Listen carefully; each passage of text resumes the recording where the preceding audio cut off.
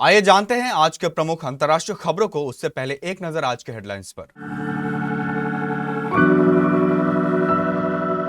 पुणे में भूस्खलन से 3 की मौत, नवी मुंबई में 2 लोग डूबे, पुणे में रेड अलर्ट जारी। पीएम मोदी पहुंचे इंडोनेशिया, फाइटर जेट्स ने आसमान में किया स्वागत। आसानी से कैसे मरे, क्या दूसरी मंजिल से गिरने से मौत होगी? घर के बाहर मौत बनकर पहुंचा शेर, चरवाहे को जमीन पर दबोचा। बांकीपुर विधानसभा उपचुनाव में प्रशांत किशोर के सामने आरजेडी ने इन्हें उतारा।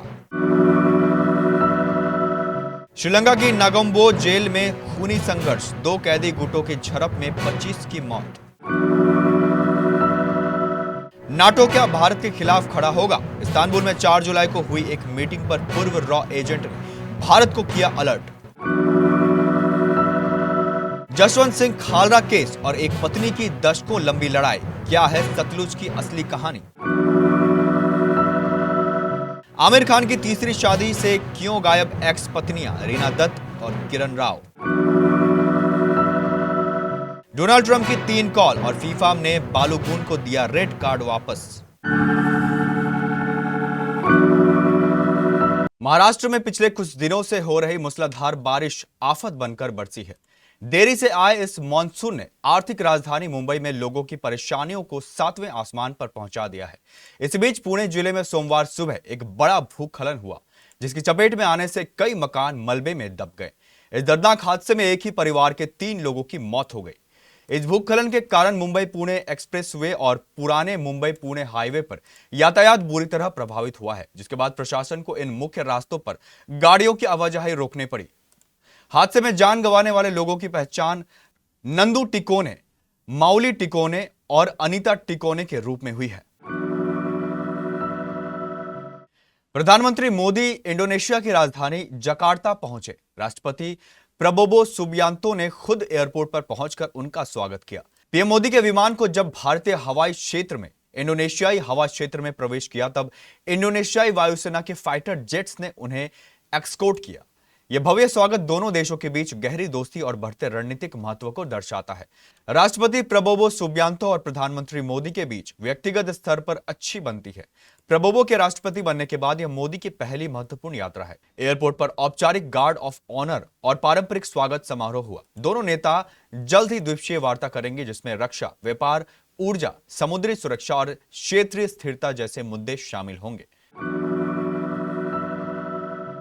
दिल्ली के लोधी कॉलोनी इलाके में बिल्डिंग से गिरकर जान गंवाने वाले 28 वर्षीय नवविवाहिता आकृति सुतार की मौत ने कई सवाल खड़े कर दिए हैं। एक तरफ परिवार ने पति और ससुराल वालों पर घरेलू हिंसा और प्रताड़ना के गंभीर आरोप लगाए हैं, वहीं पुलिस जांच में मिले डिजिटल सबूत आत्महत्या की आशंका की ओर इशारा कर रहे हैं।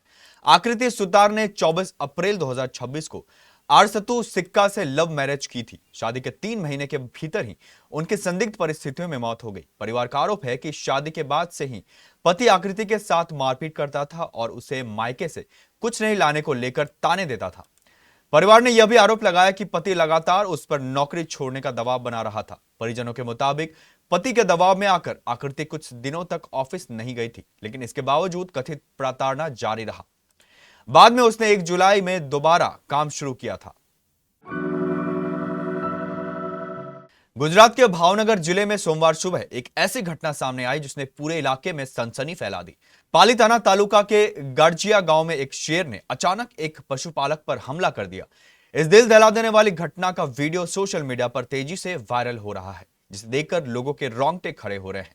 जानकारी के अनुसार घटना 6 जुलाई की सुबह उस समय हुई जब गड़जिया गांव के बाहरी इलाके में रहने वाले पशुपालक कालू भाई भोगभाई गामरा अपने घर के पास मौजूद थे। तभी अचानक एक शेर वहां पहुंचा और उन पर झपट पड़ा।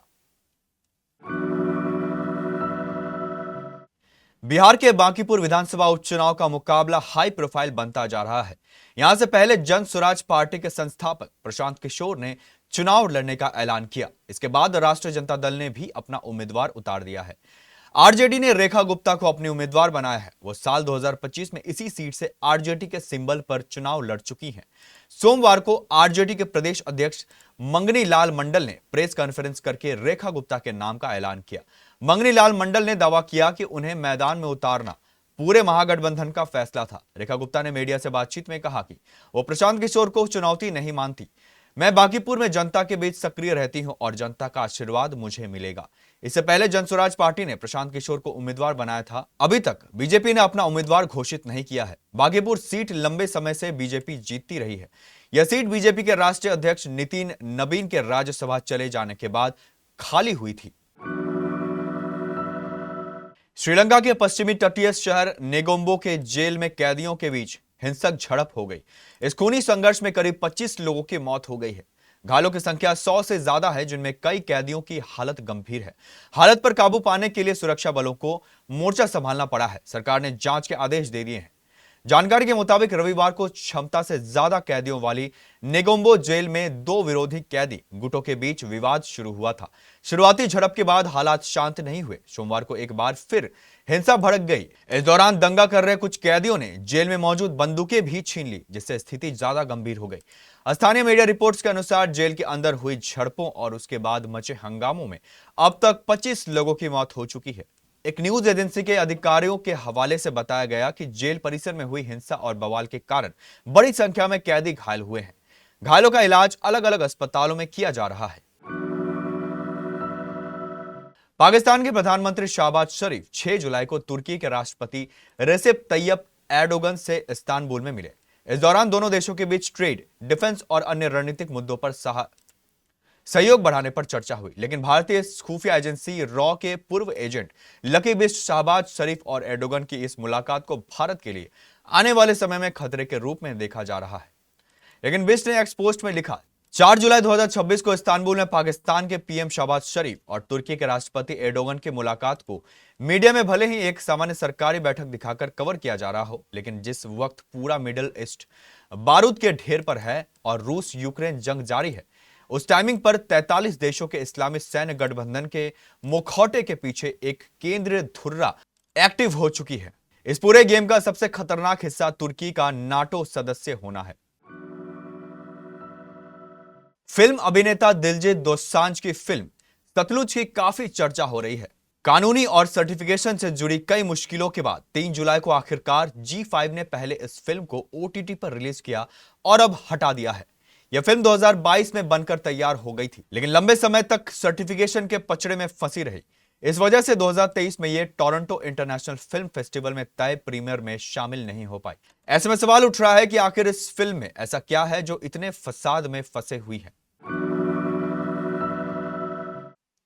कहते हैं प्यार ना उम्र देखता है और ना ही कोई सीमा। बॉलीवुड के मिस्टर परफेक्शनिस्ट आमिर खान ने भी इस बात को सच साबित कर दिखाया है। 61 साल के आमिर ने लेडी लव गौरी स्प्रैट का हाथ थामकर अपनी जिंदगी की नई पारी की शुरुआत कर दी है। सोशल मीडिया पर आमिर गौरी की ड्रीम वेडिंग की इनसाइड तस्वीरें ट्रेंड कर रही है, लेकिन जश्न के बीच हर किसी की नजरें इस बात पर आकर टिक गई है कि शादी की किसी भी तस्वीर में आमिर की एक्स वाइफ रीना दत्त और किरण राव क्यों नजर नहीं आई। आमिर की शादी से गायब किरण रीना आमिर की तीसरी शादी में उनके तीनों बच्चे मौजूद रहे। जुनैद, आयरा और आजाद ने अपने पिता की खुशियों में शामिल होकर जश्न की रौनक बढ़ाई।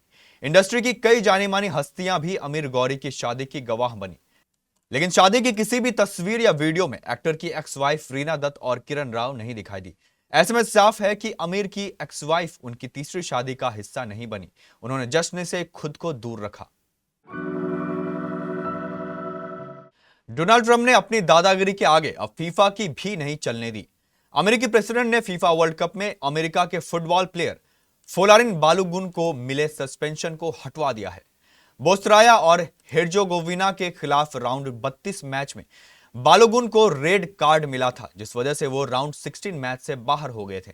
लेकिन अब वो बेल्जियम के खिलाफ होने वाले मैच में खेलते दिखेंगे। एक रिपोर्ट के मुताबिक इस मामले में डोनाल्ड ट्रंप ने फोलारिन बालोगुन की तरफ से दखल दिया, जिसके बाद बालोगुन का रेड कार्ड सस्पेंशन हटा दिया गया। कुछ रिपोर्ट में यह भी कहा गया कि ट्रंप ने फीफा के प्रेसिडेंट जियानी इन्फेंटिनो को व्यक्तिगत तौर पर 3 बार फोन किया। इस दौरान उन्होंने बालोगुन को दिए गए रेड कार्ड की समीक्षा करने का अनुरोध किया। इसके कुछ समय बाद फीफा ने बालोगुन का निलंबन हटा दिया।